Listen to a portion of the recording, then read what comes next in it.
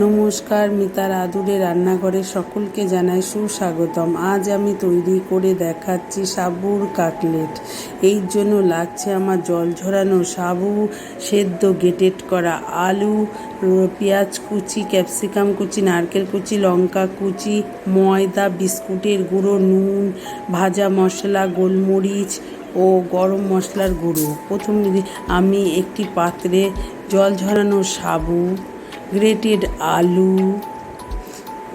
পেঁয়াজ কুচি, ক্যাপসিকাম কুচি, নুন, লঙ্কা কুচি, ভাজা গরম মশলা, নারকেল কুচি, গোলমরিচ গুঁড়ো ও গরম মশলা গুঁড়ো দিয়ে তাতে একটা ডিম ভেঙে তার মধ্যে ময়দা ও বিস্কুটের গুঁড়ো দিয়ে ভালো করে মেখে নিলাম।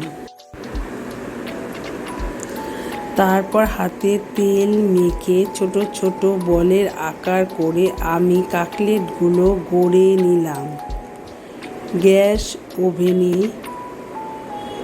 ওভেন জ্বালিয়ে তাতে কড়াই বসিয়ে সাদা তেল গরম করে আমি এক এক করে কাটলেটগুলো ছেড়ে দিলাম।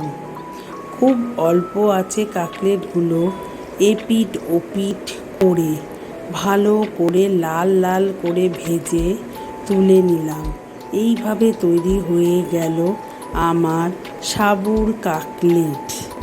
আমার ভিডিওটি যদি আপনাদের ভালো লাগে তবে লাইক, শেয়ার, কমেন্ট করবেন এবং আমার চ্যানেলটিকে সাবস্ক্রাইব করবেন। আজ তবে আসি, আবার আসবে একটি নতুন রান্না নিয়ে। Thank you.